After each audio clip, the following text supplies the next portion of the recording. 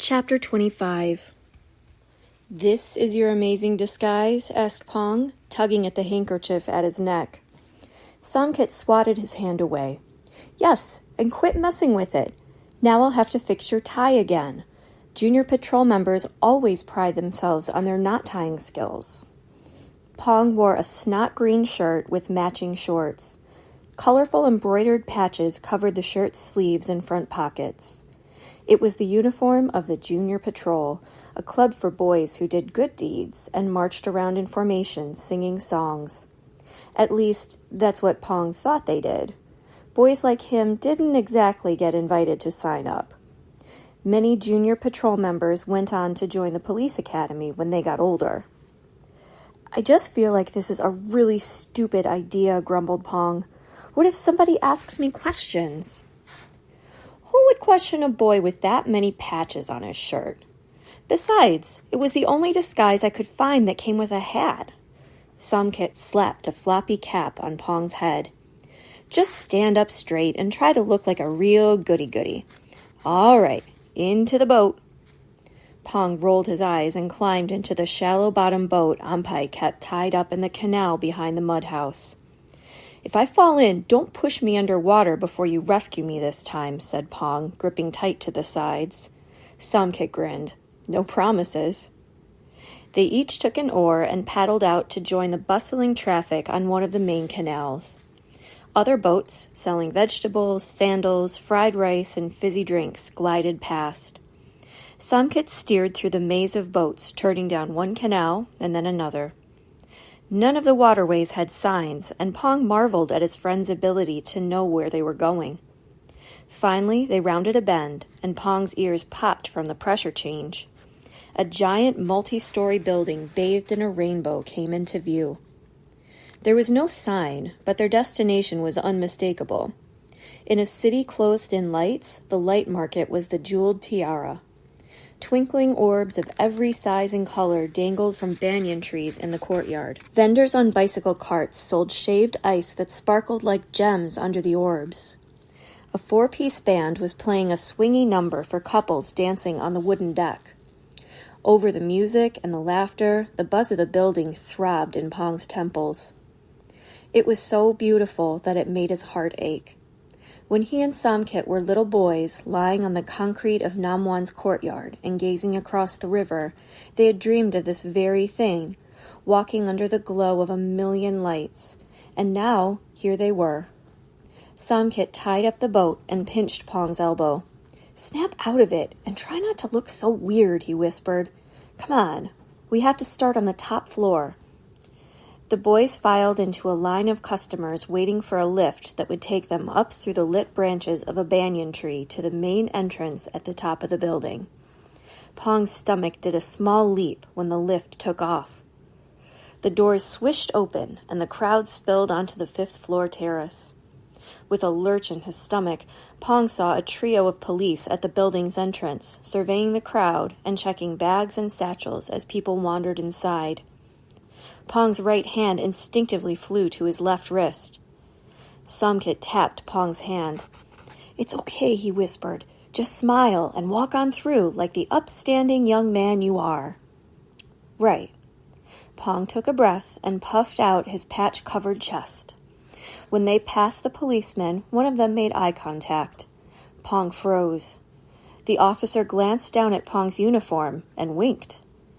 Pong tried to wink back, but it was more of a twitchy sort of spasm. "Told you that disguise was genius," whispered Somkit, pulling him inside. "Now pay attention. You're finally about to get a good education." Somkit provided non-stop commentary as they made their way through the cavernous building. The light market was stocked with every color except gold, which was sold only on the west side. The market's top floor was one of the only places on the east side where they used jade orbs for lighting. The powerful spheres were usually reserved for motors and big machines, but up here, tiny jade orbs twinkled in the windows of fancy shops and cafes. Pong and Somkit walked past expensive-looking restaurants where diners sipped drinks under an emerald green glow. They passed lovely shops full of lovely people before descending a staircase to the next level, which was bathed in crimson and amber light.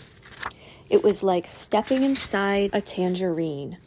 A singer on a bandstand in the center of the hallway crooned, "Take my hand, oh my darling, take my hand and dance with me." Shops selling orbs in every shade of red and orange lined the hall. Vendors hawked strings of amber orbs the size of pomegranate seeds next to enormous ruby-red orbs big enough to cook soup for an army. Pong broke out in a sweat under his scratchy uniform from all the heat.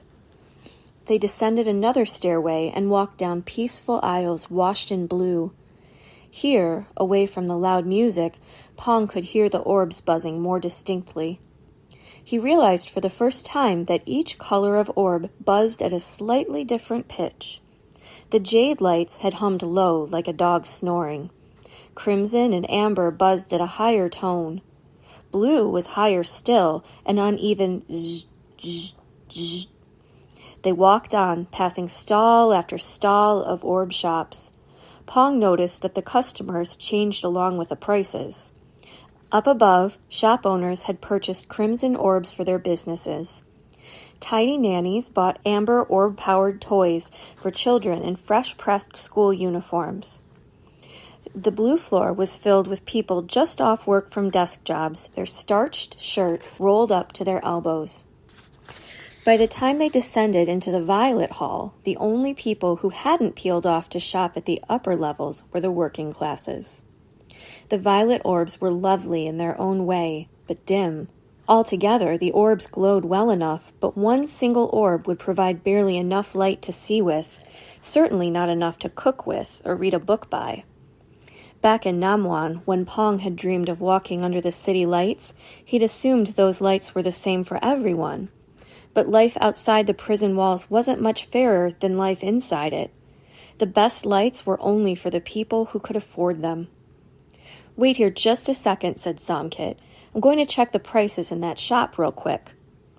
Pong waited outside the stall, looking over a table covered with violet orbs of all sizes. "See something you like, sweetie?" said the woman standing behind the table. "I've got a good deal going for these here." She held up a tray of purple orbs. 2 for the price of 1. Pong leaned over the tray, listening. How strange. All the orbs were the same color, but they didn't all buzz at the same pitch. One egg-size orb buzzed much higher than all the rest. It flickered once, very faintly. "Come on," said the saleswoman impatiently. "This offer won't last all day. You want that orb? I'll give it to you for half price." Pong ignored her, entranced by the orb's shrill whine. It buzzed higher and higher. He leaned back, afraid it might shatter. Instead, it blinked once, then went out. "Oh, now how did that happen?" said the saleswoman, quickly whisking the faded orb out of sight. "It must be a defect or something." Somkit came back out and pulled Pong away from the table. "Never buy orbs on discount," he said. "These scammers try to sell old ones that are already about to fade. You never know if they're going to last you a week or an hour." "What happens to orbs after they fade?" asked Pong. "You're supposed to take them to a recycling depot. They'll pay you for the glass. Not much, but at least it's something." Finally, they reached the bottom level of the light market. It had no musicians or decorations. The floor was gray tile, and the giant space smelled like the inside of a metal can. Somkit rubbed his palms together happily. "You got 2 sections down here," he said, pointing them out. "Motors on one side, the jade orbs that power them on the other. Isn't this place just the greatest?" Pong followed Somkit down the aisle that divided the room in 2, squinting against the bright green glare. Down here, surrounded by all the metal and grease, the jade orbs seemed less fancy and more powerful than they had up above. The boys made their way to the back, where the smaller motors for sleek water taxis were being sold and repaired. Somkit paused, holding Pong back by the elbow. "This is the place where I get my supplies. Let me do all the talking, okay?" The people working behind the repair counter called out to Somkit as he approached. Somkit raised a hand. "Hey, guys!" A man behind the counter with his hair cut short in front and long in the back shook hands with him. "Where you been, kid? We haven't seen you in weeks." "Sorry, I've been away. I've been really busy." The guy with the short, long haircut leaned over the counter and said, "Hey, I talked to my boss. You know, about the job thing." Somkit straightened. "Oh, yeah? What'd he say?" Shortlong shook his head. "Sorry, man. He said we can't take the risk of hiring someone with a record." Somkit's face sank without losing hold of the smile. "A record? I got out of Namwan with a clean sheet. You told him that, right?" Somkit held out his wrist and pointed to the crossed-out tattoo. "I could show him myself if that would make a difference." "It won't," said Shortlong. "He's got a strict policy about hiring guys who have been in jail, and he won't make exceptions. I'm really sorry." Somkit's spine sagged ever so slightly, but he flashed that easy smile of his. "Don't worry about it, man. I understand. I got my hands full already, you know?" The guy ran his fingers through the long lock of hair and back. "You know that if it was up to me, I'd hire you in a second. You're an ace with motors, that's for sure. In fact, we got a Model 9 that came in for a repair last night, and none of us can figure out what to do with it." "I could take a look at it if you want," said Somkit. "Really?" said the guy, perking up. "I'll give you a sheet of tin and a bundle of copper wire if you can fix it." "Now you're talking," said Somkit. "Show me the way." Pong fumed as he watched Shortlong lift a section of the counter so Somkit could pass into the shop. His friend couldn't help where he was born. What did that have to do with fixing motors, anyway?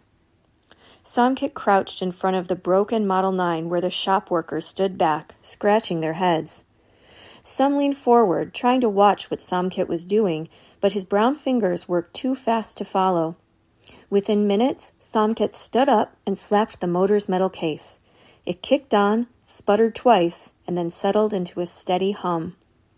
The men standing by clapped one another's shoulders and cheered. "What'd I tell you?" shouted Shortlong to the other guys. "Somkit did it again." He handed Somkit a stack of tin sheets and a bundle of short copper wires. "Come drop in and help us out any time, and I'll give you more where that stuff came from." Somkit bowed his thanks, then took the supplies and raised his eyebrows at Pong, a sign to follow him out. They climbed back up the levels of the light market to exit the same way they had come in. Even the pretty jade orbs on the top floor seemed less grand the second time through, and Pong was ready to get away from all the light and the noise. As the lift swooped them back down the banyan branches to the courtyard, Somkit was quiet, a sure tip-off that something was wrong. "They should have paid you with actual money for helping them," said Pong, guessing at his friend's thoughts, "not just with some wires and pieces of metal." Somkit shrugged and rubbed his tattoo against the hem of his shirt. "You heard them. They're not going to give me a job.